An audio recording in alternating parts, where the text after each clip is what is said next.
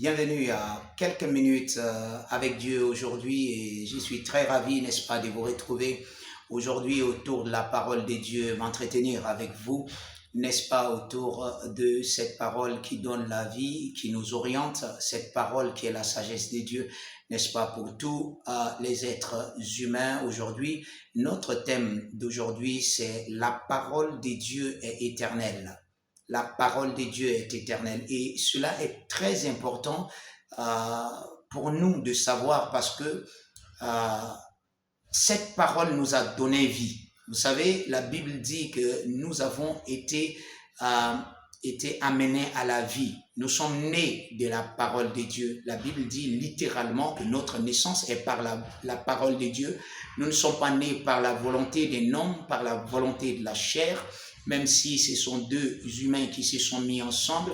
Le jour où tu es né de nouveau, maintenant, ta naissance de tes parents naturels a été supplantée, remplacée par la naissance divine. Tu es né de nouveau dans le royaume de Dieu et tu es né de la parole, tu es né de l'esprit de Dieu. Et alors que tu es né de la parole de Dieu, tu as la nature de la parole de Dieu qui est la nature de Dieu. Alors quand tu as la nature de la parole de Dieu, tu deviens un être éternel, parce que la parole de Dieu est éternelle. Jésus a dit dans le livre de Matthieu, le chapitre 24 et le verset 35, Jésus dit, le ciel et la terre passeront, mais mes paroles ne passeront point. Le ciel et la terre passeront, mais mes paroles ne passeront point. La parole de Dieu est éternelle. Vous savez, c'est pour ça que la Bible dit que Jésus règne dans le siècle présent et dans le siècle à venir. Dans le siècle présent et dans le siècle à venir. Parce que sa parole ne va pas changer. Cette parole est éternelle. Et alors que vous vivez par la parole de Dieu, vous vivez par quelque chose qui est éternel. Vous savez, votre vie en tant que chrétien maintenant ne passera pas. La vie que vous avez abordée maintenant, c'est la vie éternelle. C'est pour ça que j'ai l'habitude de dire aux gens, j'ai dit, non, ce n'est pas après la mort que la vie éternelle commence. Elle commence maintenant que vous avez accepté le Seigneur Jésus-Christ comme votre Seigneur et Sauveur.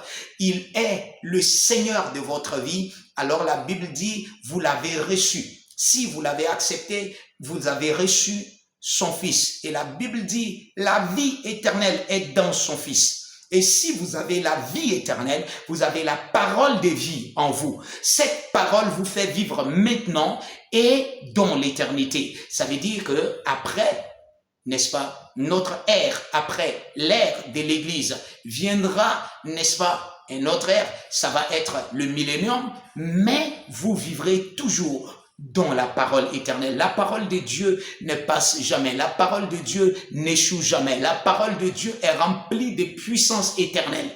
Vous savez, c'est pour ça que quand vous ordonnez la parole, elle n'est pas perdue.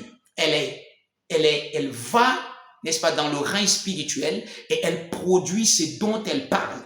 Surtout quand vous affirmez la parole de Dieu. Cette parole demeure. Cette parole règne. C'est pour ça que nous vous encourageons à toujours déclarer la parole de Dieu. Toujours déclarer la même chose avec Dieu. La Bible dit quelque chose concernant votre vie. Vous déclarez, vous êtes d'accord. Vous dites ainsi soit-il et vous déclarez la même chose. C'est ce que la Bible nous enseigne. Nous disons ce que nous avons entendu. Nous croyons à cela. Et par la foi, nous déclarons ces paroles. Concernant votre santé, vous déclarez. Concernant votre famille, qu'est-ce que Dieu a pensé de vous? Qui êtes son enfant? Qu'est-ce qu'il a pensé de votre famille? Qu'est-ce qu'il pense de votre travail? Qu'est-ce qu'il pense de votre santé, de votre finance? Vous trouvez cela dans sa parole éternelle et vous proclamez cela. Vous savez ce que vous êtes en train de faire? Vous êtes en train de déclarer des paroles, n'est-ce pas, dans le règne spirituel et que rien ne peut arrêter cela. Cette parole est éternelle. Tant qu'elle est prononcée, elle est relâchée, rien ne peut l'éteindre dans le règne spirituel. C'est pour ça que, vous savez, Jésus a dit, les hommes rendront compte de toutes paroles vaines qu'ils auront proférées parce que ces paroles ne se sont pas éteintes.